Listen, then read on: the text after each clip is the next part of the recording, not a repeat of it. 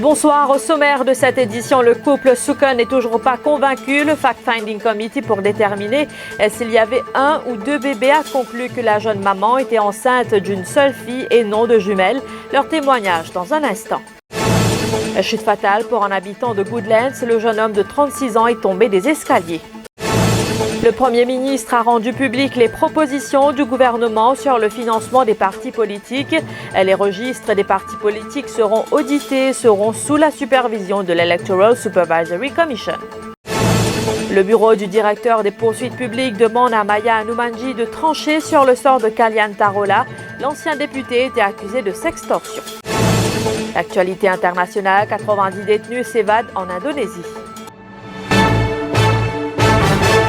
Neha Soukun a accouché d'une seule fille. Conclusion du Fact-Finding Committee qui a enquêté pour savoir si cette maman de 26 ans avait donné naissance à des jumelles ou à un seul bébé. Le ministre de la Santé, Anwar Usnu, a communiqué les retombées de cette enquête au couple Soukun ce vendredi après-midi lors d'une rencontre à son bureau. Loin d'être convaincu, Neha et Akash Soukun persistent à dire que la jeune maman attendait des jumelles. Ils réclament que le rapport du Fact-Finding Committee soit rendu public. Nous finissons une rencontre avec le ministre Usnu.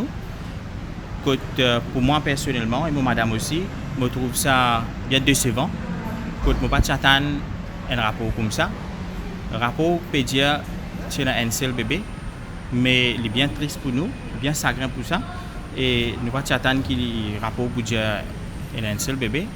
Mais ce qui me trouve ça plus difficile pour nous, Monsieur le ministre vient dire qu'il n'est pas pour rendre nous rapport fact-finding public.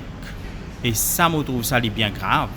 Moi, je peux demander de mettre ça public pour que tout le monde connaisse qui est dans ce rapport-là. Mais finalement, comment est possible de suivre le traitement de 9 mois quand à ce déjà un seul bébé? Qui est-ce qui fait une faute? Nous avons une réponse pour ça. Mais comment est-ce capable possible? Nous avons une extra bouleversée comparé à ce qui est arrivé.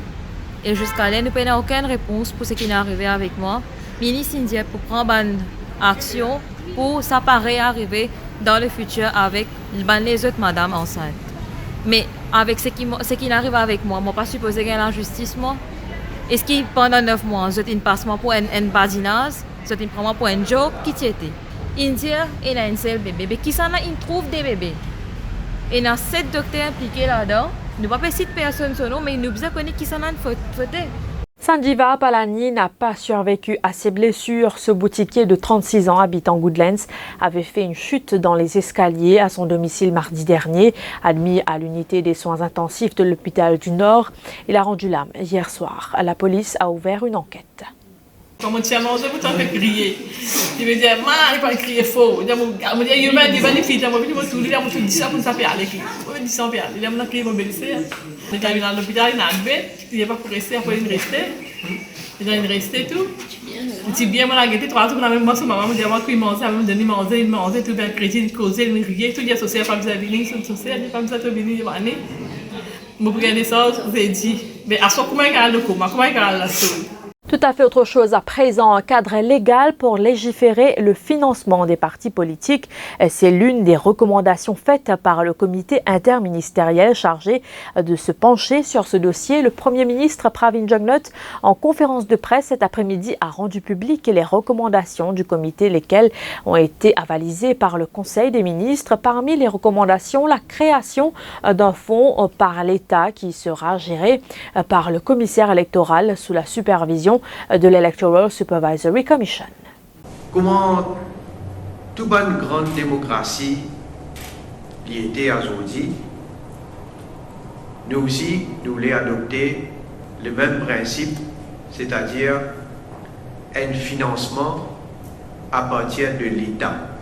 Donc, pour une provision pour financement parti politique et candidat pour élections générales, pour créer un fonds qui peut gérer par le commissaire électoral sous la supervision de l'Electoral Supervisory Commission. Ce fonds-là, il peut gagner l'argent à travers le Parlement, c'est-à-dire pour un vote au Parlement Et c'est l'Electoral Supervisory Commission qui est responsable donc pour finance un parti politique et un candidat qui peut qualifier. Le projet de loi sur la réforme électorale passe le cap du Conseil des ministres. Autre annonce de Pravin Jugnauth cet après-midi. Il sera présenté en première lecture au Parlement mardi prochain. Il comprend un système First Past the Post assurant l'élection de 63 députés, y compris 3 à Rodrigue, 12 élus à la proportionnelle et 6 additionnels, seats choisis par les leaders de partis éligibles. Ce sera à la Speaker de l'Assemblée nationale de décider du sort du député du MSM, Kalyan Tarola. C'est ce qu'a fait comprendre le directeur des poursuites publiques dans un communiqué émis cet après-midi. Suite à l'affaire des sextos échangés entre Kalyan Tarola et Lutchmi Devi Adine, Satyajit Boulel a fait comprendre qu'il sera difficile de prouver qu'il y a eu offense sous la ICT Act car les 2 personnes étaient consentantes au moment des faits. Toutefois, il y a bien offense sous la National Assembly Act et Kalyan Tarola peut être poursuivi pour outrage à l'Assemblée nationale. Et c'est à Maya Hanumanji de se prononcer d'abord avant de lui référer à nouveau le dossier. Stephen Obigadou a qualifié la décision du gouvernement de renvoyer les élections villageoises à 2020 d'antidémocratique.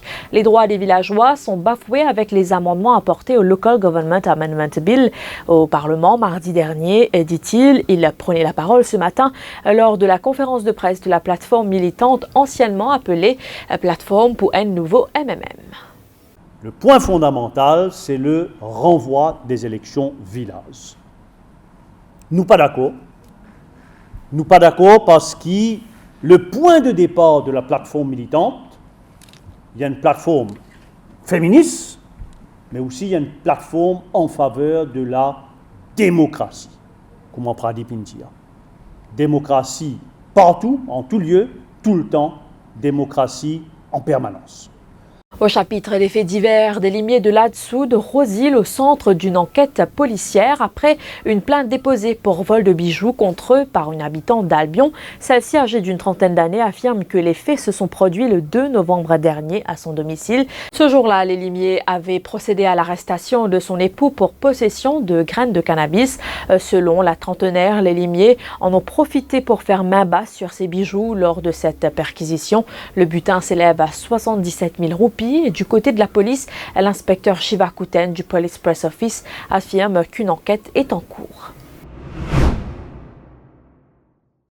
Et puis à l'étranger, une chasse à l'homme est en cours ce vendredi dans l'extrême ouest de l'Indonésie pour retrouver 90 détenus évadés la veille d'une prison de Banda Aceh pendant une prière collective, a annoncé un responsable. Et puis en Inde, environ 100 000 agriculteurs venus de tout le pays manifestent depuis le 29 novembre dans la capitale New Delhi afin d'alerter le gouvernement sur leurs conditions de vie devenues misérables et réclamer les mesures de soutien à l'achat de leurs produits pour qu'ils survivent. Il ne s'agit pas de premier mouvement de colère des paysans indiens, mais à 6 mois des élections législatives, le gouvernement va être obligé d'en tenir compte. Un Indien sur 2 vit en effet de l'agriculture. Voilà, nouvelle qui nous amène à la fin de cette édition. Merci de votre attention. L'info continue sur le www.defimedia.info.